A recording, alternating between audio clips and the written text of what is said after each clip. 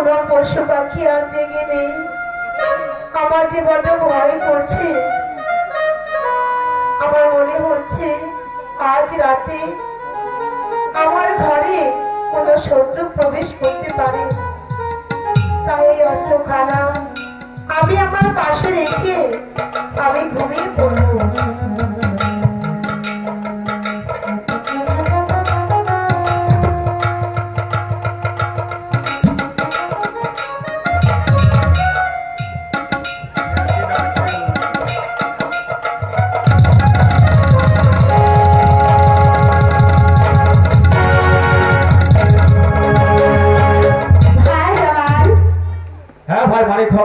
আমি তোমার আপন বাড়ি পৌঁছে গেছি।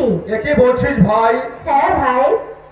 তাহলে তুই কি আমাকে সমুদ্রের মাঝে ফেলে দিতে চাস ভাই? না ভাই, তোমার যদি বিশ্বাস না হয় এক হাতে আমার ডানা ধরো আর এক হাতে তোমার চক্ষু বন্ধন খুলে দেখো। হ্যাঁ ভাই মানিক হংস, আমি তাই করছি। এক হাতে আমি তোমার ডানা চেপে ধরছি, আর এক হাত দিয়ে আমি আমার চক্ষু বন্ধন খুলে নিচ্ছি।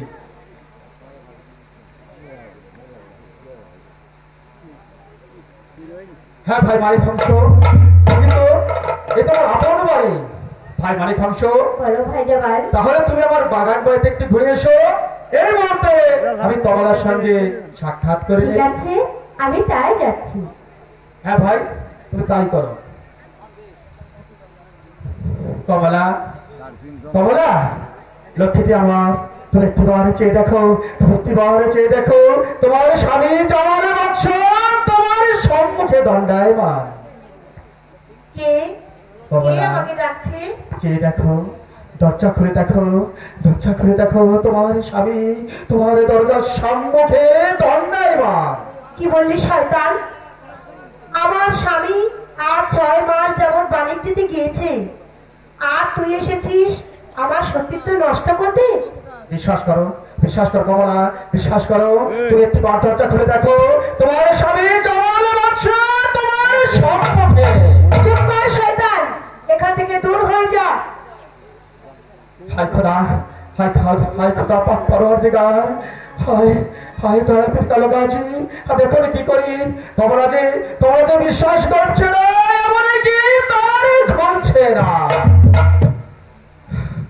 হায় খোদা, হায় খোদা, দেখি দেখি আমার কালো গাছিকে স্মরণ করে। কোথায় বাবা কালো গাছি?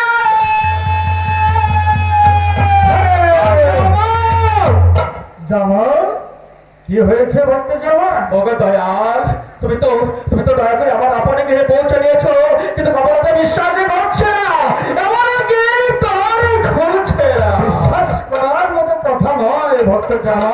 ওগো দয়াল, তোমরা বলে দাও কি করবো?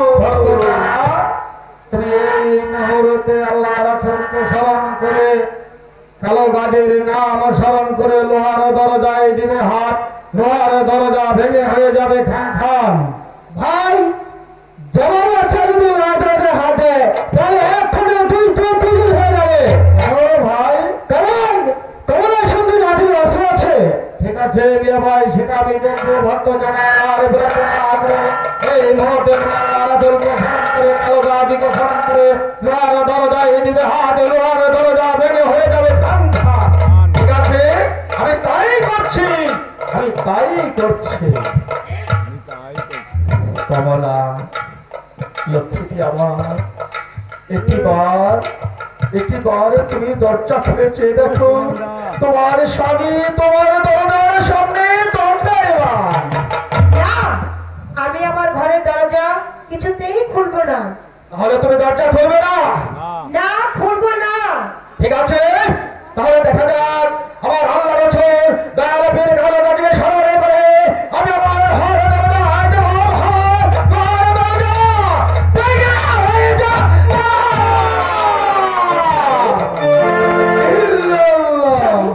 আমাকে ক্ষমা করুন স্বামী। কমলা, কমলা, ক্ষমা করুন। কমলা, তোমার স্থান ওখানে নয়, তোমার স্থান ওখানে নয়, তোমার স্থান হচ্ছে আমার মাথায়। স্বামী, আপনি কেমন করে এলেন? কমলা, আমি সব বলছি। ইস, আমার লক্ষ্মীটি, আমার লক্ষ্মীটি মুখ খারাপ দেখি 6 মাসেই বলে তুমি বোধহয় সবসময় আমার কথা ভাবতে ভাবতে তুমি কিছু মুখে দাওনি কমলা। স্বামী, বিয়ে করে সেদিনই আপনি আমাকে একা করে 12 বছরের জন্য বাণিজ্যতে চলে গিয়েছেন। এরপরেও কি আমি ভালো থাকতে পারি? আমি সবই বলছি, আমি সবই বলছি লক্ষ্মী, কিন্তু আমার হাতে যে সময় নেই, তুমি আমাকে একটু বিশ্রাম করার জন্য ব্যবস্থা করে দাও লক্ষ্মী আমার। ঠিক আছে স্বামী, আমি তাই দিচ্ছি।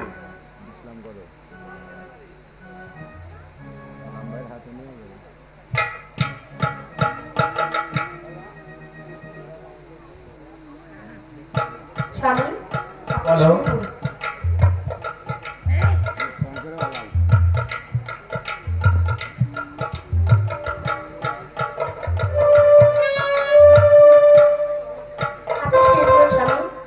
আমি একটা হাতটা টিপে দিচ্ছি। ঠিক আছে, আমি তাই করছি।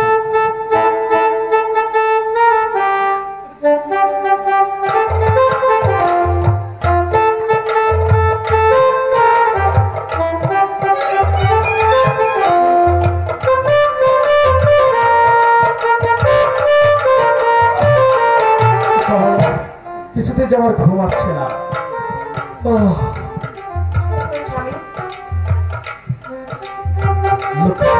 তোমার খুব কষ্ট হয়েছে তাই না? কষ্ট তো অনেক হয়েছে। তোমাকে রেখে আমারও বড্ড কষ্ট হয়েছে।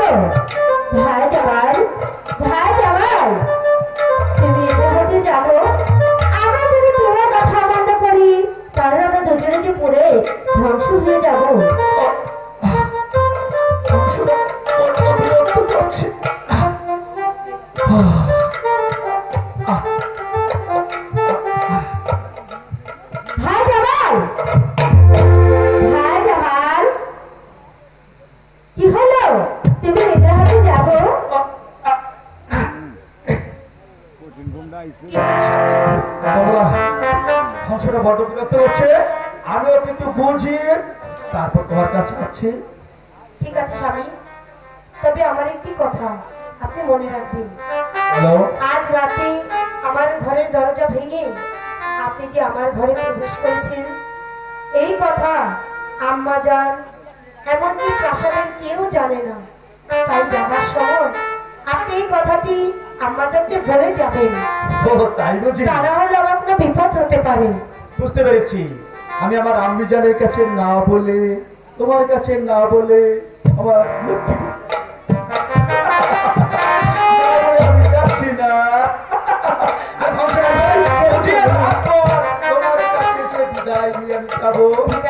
ঠিক আছে, আমি হংসটাকে একটু বুঝিয়ে তারপর তোমার কাছে আসছি।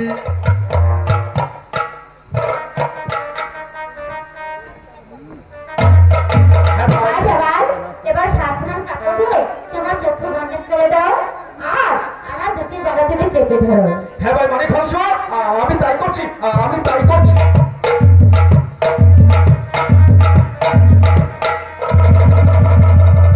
হ্যাঁ ভাই, মানে হংস, তাহলে আমাকে নিয়ে চল।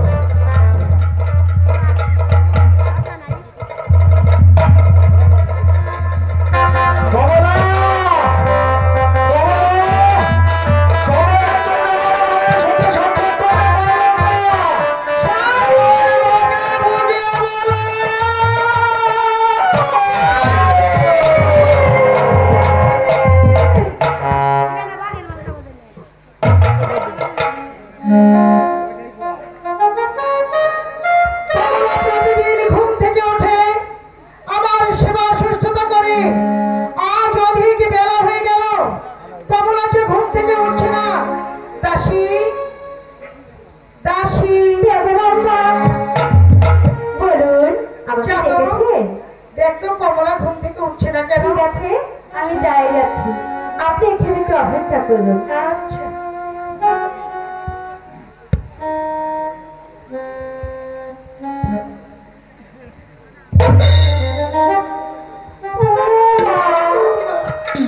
ব্যাপার কি? কমলার ঘরের দরজা ভাঙা, ব্যাপারটা কি? যাই, বেগম বাবা বলেছে ছোট বেগম সাহেবকে ডেকে দেওয়ার জন্য। আমি ডেকে দিই, আমার কাজ আমি করে নিই। ও বাবু, কে আবার কি? ছেড়েছি পালঙ্ক ছেড়ে মাটিতে ঘুমাচ্ছে। মাথার চুলগুলো এলোমেলো, গায়ের কাপড়টা সরালো। বুঝেছি, কোন নাগরের সাথে সারা রাত রং ঢং করে এখন তুমি ঘুম পাচ্ছ। ঠিক আছে, তোমার সুখের ঘুম আমি পালাচ্ছি, পালাচ্ছি, পালাচ্ছি।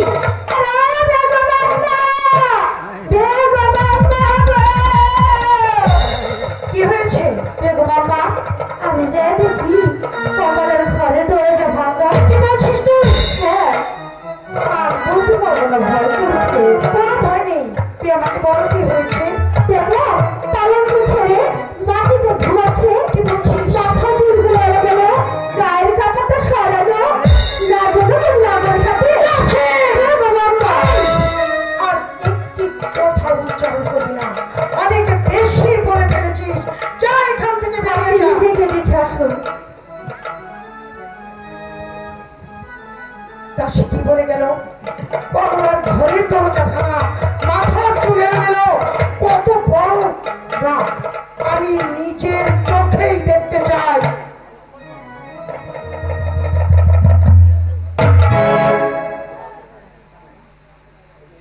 এ কি? কমলার ঘরের দরজা ভাঙা,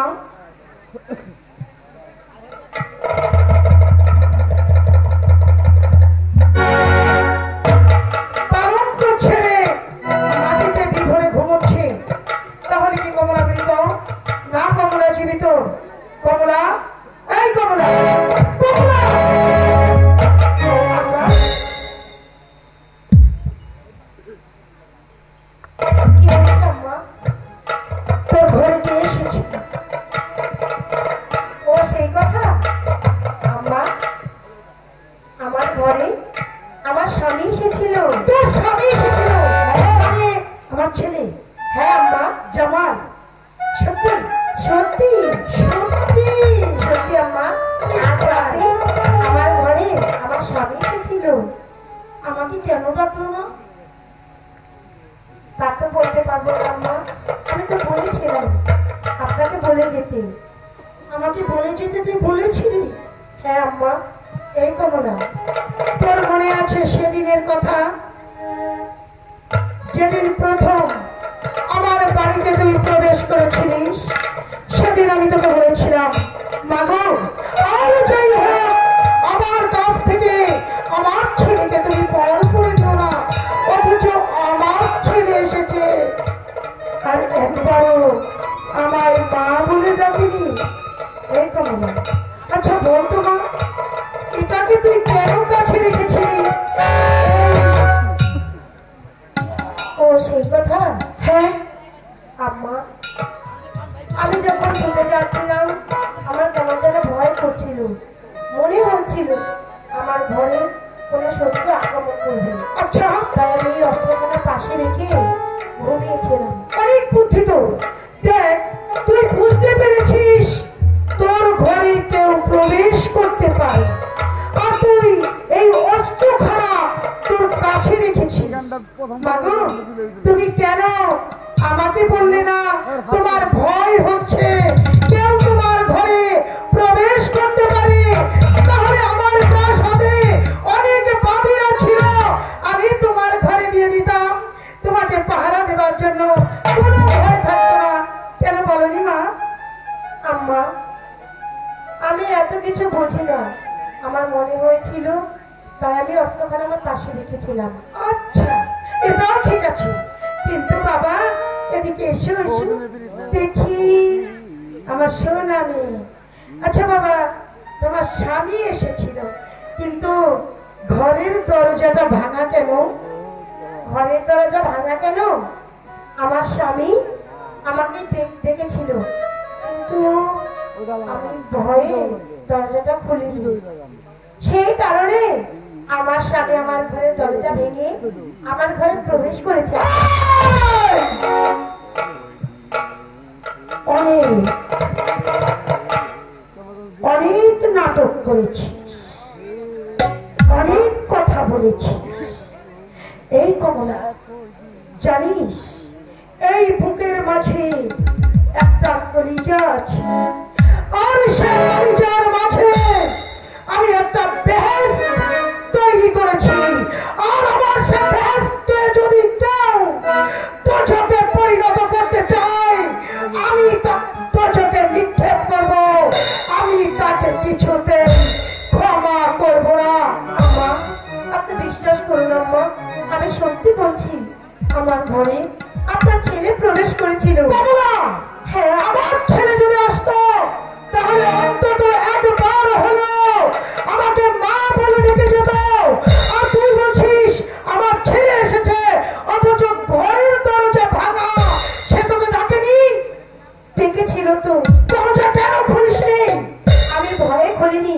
আমি ভেবেছিলাম আমার স্বামীর কণ্ঠস্বর নকল করে আমার সতীত্ব কেউ নষ্ট করতে চাইছে, তাই আমি খুলিনি আম্মা। তাই বুঝি তোর সতীত্ব নষ্ট করবে? কেন স্বামীর কণ্ঠস্বর শুনতে পারিসনি?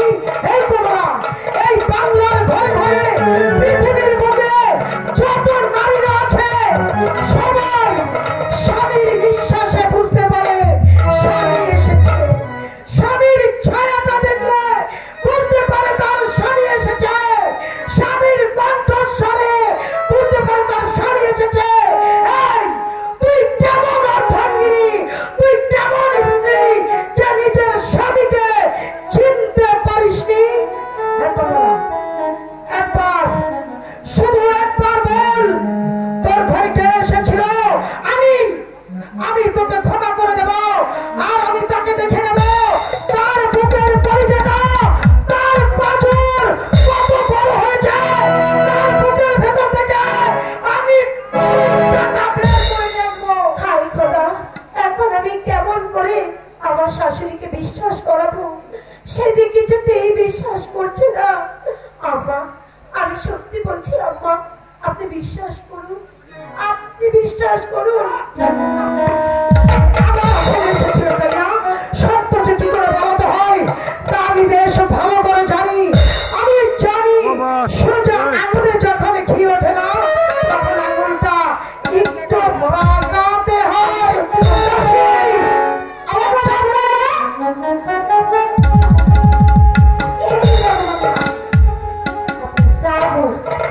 আম্মা,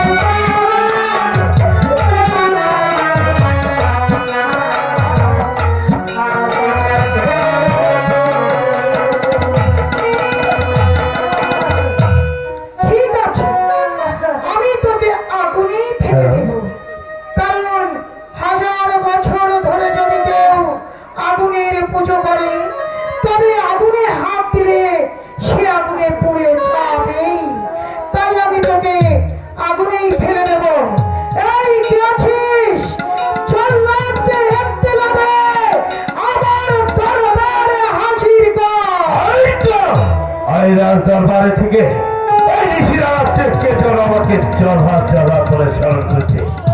জীবনে কত সতী নারীর ছিনের ছিনের মধ্যে দিয়েছি, এখন আমার তার মায়ের বুক খালি করতে হবে। তাই তো আমি চলে আসছি।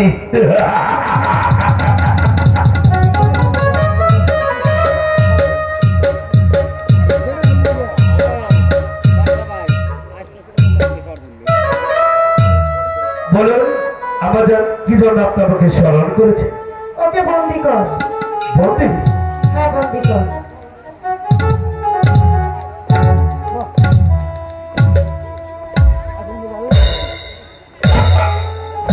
দেখি আমাদের আশেপাশে তো আমি কাউকে দেখতে পাচ্ছি না, কাকে বন্ধ করবো আমাদের? এই চল না, বন্ধ হয়ে গেছিস বেয়াদব সম্বাদ। দেখতে পাচ্ছিস না এই বেশরমিকে বন্দি কর। কি আমাদের এদিকে আপনার সেই সহজাদা পুত্রবধূ কমলা? হ্যাঁ দেখতেই তো পাচ্ছিস, বন্দি কর। আমি কমলাকে বন্দি করবো? হ্যাঁ করবি, আমার আদেশ, আমি বলেছি তাই বন্দি করবি, পুছুরা কই বাদ নেই। আমাদের এই পৃথিবীতে আপনার কথায় কত লোকের হত্যা করেছি, কত জনের শীতের সিঁদুর মুছে দিয়েছি, আজ আপনি সেই জলহাতের হাতে তুলে দিয়েছেন নিজেরই পুত্রবধূ কমলাকে। বুঝে কি অন্যায় অপরাধ করেছে একটিবার কি জানতে পারি না? এই জল্লাদ বেয়াদব, তুই কি জানিস তুই একজন জল্লাদ হয়ে আমার সামনে দাঁড়িয়ে বলছিস এই অপরাধীনি কি অপরাধ করেছে? আমি তোকে বলবো না, এ কিছুতেই হতে পারে না, ওকে বন্দি কর। আমি তো আপনার হুকুমের গোলাম, আমি তো ছোট চাঁদ, আমি তো জলহা, আমি তো কিছুতেই আপনার কাছে কৈফিয়ত চেতে এসেছি। আপনার কাছে কৈফিয়ত চাওয়াটাই আমার অনেক অপরাধ। কিন্তু আপনারা একটিবার ভেবে দেখুন, কমলা যেন আপনার সেই পুত্রবধূ। তাই আমি বলেছিলাম ওই যদি কোনো অন্যায় অপরাধ করে থাকে তাহলে একটিবার কমলাকে ক্ষমা করে দেওয়া যায় না? ক্ষমা আমি ক্ষমা করতে পারি, তুই যদি আমার একটি শর্ত মেনে নিস। বলুন আমাদের। এই তোর একটি ছেলে আছে না, অবশ্যই। তাকে আমার প্রাসাদে নিয়ে আসবি আর আমার সামনে এনে তাকে তুই জবাই করবি, পারবি? না বাজার। তাহলে এই মুহূর্তে তো বন্দি কর। আই যাবো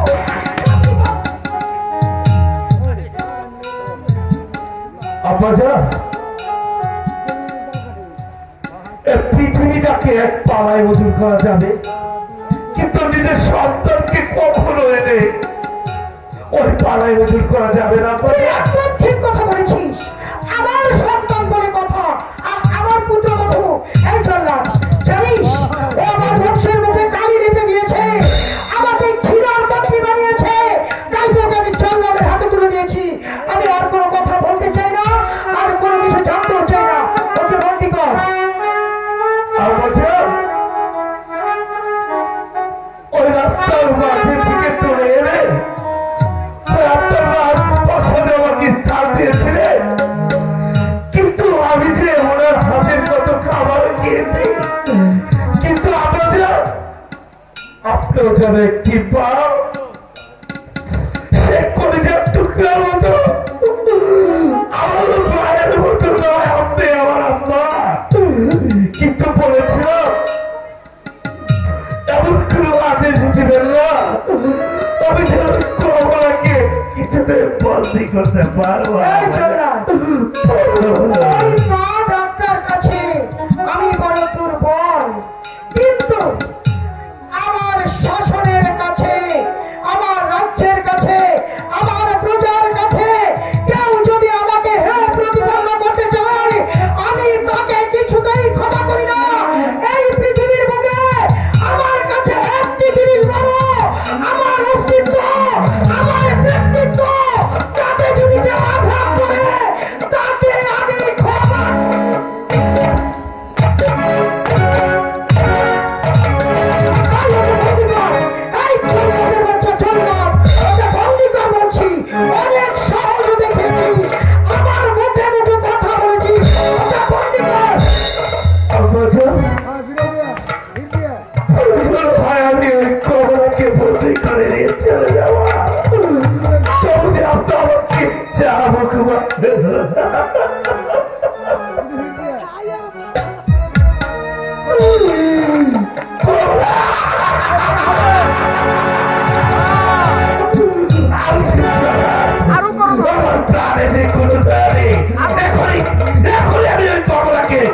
নিয়ে চলে যাচ্ছে।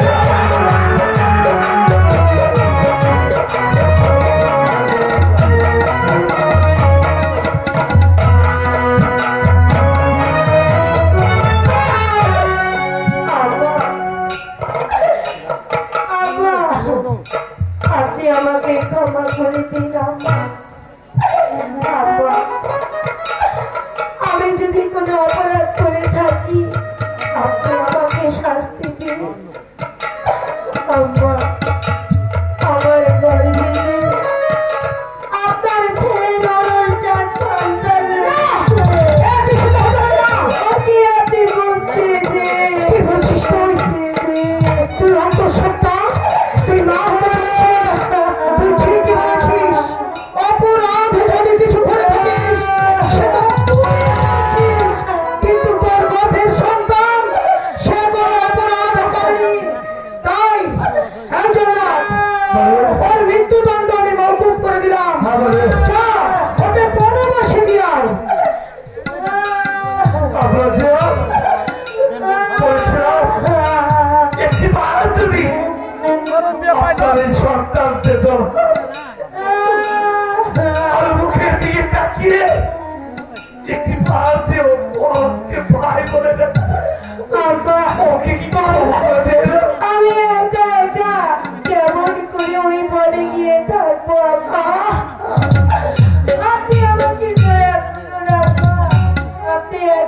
চোর হবেন না। না না না না আপনি আমাকে ক্ষমা করুন।